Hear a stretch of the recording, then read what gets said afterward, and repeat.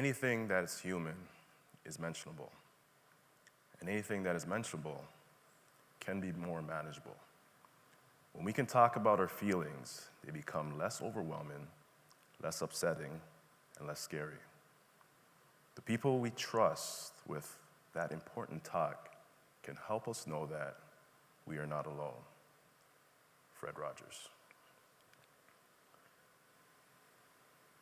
In my first year at St. Francis Xavier University, I remember a time where I was walking on the street and there was a lady walking towards me. And this lady did two things that made me feel extremely uncomfortable. First off, she was staring at me. And secondly, she smiled and asked me how I was doing. You see, growing up where I grew up, if somebody is looking at you, let alone smiling at you, that's an indication that they're up to something and you need to have your guard up. Now, obviously, this lady had good intentions and she was harmless, but I couldn't quite shake off the feeling of wondering why her simple act of kindness made me feel so weird and awkward. Over a year ago, I went through one of the toughest challenges of my life. And during that period of time, I decided to start doing therapy so that I could get a greater understanding of myself and hopefully help me learn to move forward. Now, during one of my sessions, my therapist said to me, Kwame, when you were younger and you were going through a hard time, when you were younger and you were going through something emotional, who did you have to speak to about it? The moment he asked me that question, I felt paralyzed as I tried to analyze all my relationships at that young age. And the first person I thought of was my father. But then I remembered that when I was younger, I never really talked to my father like that. Then I thought about my mother, the person who I spent most of my developmental years with, the person who I traveled with from Ghana to Canada to meet my father, and the person whose name I was just about to say, but then I thought about our conversations when I was younger. And I realized that they were more one-sided. You see, they were more about her advising me about life, more about her teaching me right from wrong, more about her helping me become a good person. But they were never really about me telling her about my inner world. And then there were my friends, my good old friends. You know, we had some great times. We had some great times, and we had some not so good times. But I tried to remember a time where I had conversations with my friends where we talked about what was going on in our personal lives. And the more I tried to recollect these moments, the more I realized that they actually never ever happened. You see, the time with my friends was usually spent talking about sports, music, and girls. And at that very moment, I realized that when I was younger, I actually had nobody to confide in. And then I thought about myself at a young age, and when I was going through something, when I was struggling, what did I do? I started imagining myself, and I saw a younger Kwame struggling with his emotions. I saw a younger Kwame being hurt. I saw a younger Kwame being angry, and I saw a younger Kwame walking into his room, closing the door, and picking up a little basketball and shooting it in a net made out of a hanger and with a plastic bag with the bottom cut open. I saw myself playing video games just so I could distract myself from feeling anything. I saw myself listening to music that actually made me even more angry. And at that very moment, I became overwhelmed with emotions. At that very moment, I started tearing up. At that very moment, I felt every single emotion that I had repressed for years. You see, for me to be standing here talking to you about crying shows a lot of growth. Because I grew up in an environment where if you talked about emotions, if you showed emotions, it was a sign of weakness. Literally, from the young age, I was raised to be a fighter. From the age of 6, I had to fist fight my peers to show my toughness. If I felt any pain, if I showed any pain, that's considered soft. And I never really seen adults or people around me model any type of behaviors that show that it was okay to talk about your emotions. So what happened was that it created a young boy who was totally disconnected from feeling anything and did not have the ability to communicate what he was even feeling. When I think about my life growing up in the environment I grew up in, I realized that I was literally being raised to be a robot, missing out on the essence of what it is to be human. You see, humans are complex biological beings with emotions and consciousness, while robots are artificial entities designed to perform specific functions without emotions and consciousness. And for many years, I was actually performing so many functions, but without emotion. And on top of that, I grew up in a traumatic environment. I've seen a lot of things, did a lot of things that no child should ever experience. And the thing about trauma is it can have a negative effect on a person physically, mentally, and emotionally. It can negatively impact their ability to sustain relationships. I want you to think about growing up in a low-income environment, the things you'd see: addiction, self-harming behaviors, chronic illness, anxiety, depression, reactive aggression. This is all trauma. And what happens is that it creates young boys who think they become men. Boys like me who don't have good communication skills. Boys who have repressed so much emotions for so long that it comes out in violent situations that get them in trouble. Boys who don't value women and only see them as objects because of what media has told them and their so-called role models have taught them.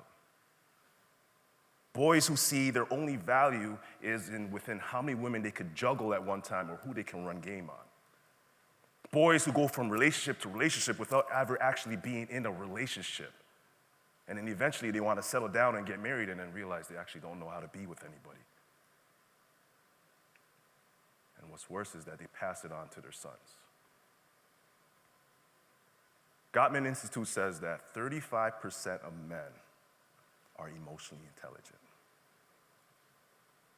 meaning 65% of men actually don't know how to be a good partner. 65% of men are not emotionally intelligent. The majority of men are not emotionally intelligent. So if we're gonna help change the world, then we have to start by teaching our young boys to be emotionally intelligent. In a study on mental health of black men, Davis Branford says that in order to be emotionally intelligent, you need to possess 5 qualities: self-awareness, self-regulation, internal motivation, empathy, and social skills. Let's go through them. Self-awareness, the ability to recognize and understand personal moods and emotions and drives, as well as their effect on others. So an example of this is self-confidence and realistic self-assessment. Self-regulation, the ability to control or redirect disruptive impulses and moods, and the propensity to suspend judgment and to think before acting. So trustworthiness and integrity. Internal motivation, a passion to work for internal reasons that go beyond money and status, which are external rewards. So having an inner vision, having a purpose, having passion wanting to create change. That's internal motivation. And then empathy, the ability to understand the emotional makeup of others, a skill in treating people according to their emotional reactions. So having an expertise in building and retaining relationships. And then social skills. Proficiency in managing relationships and building networks, and an ability to find common ground and build rapport.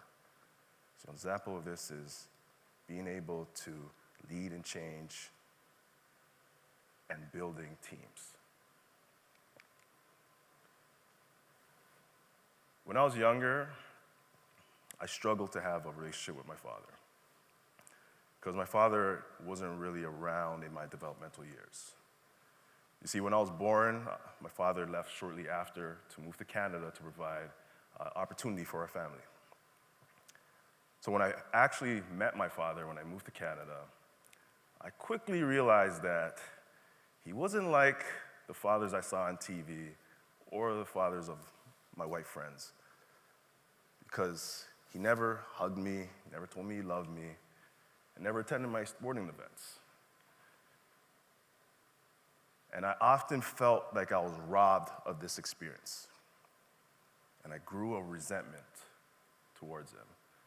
And I was jealous of my white friends whose fathers told them they loved them, hugged them, and were at the games.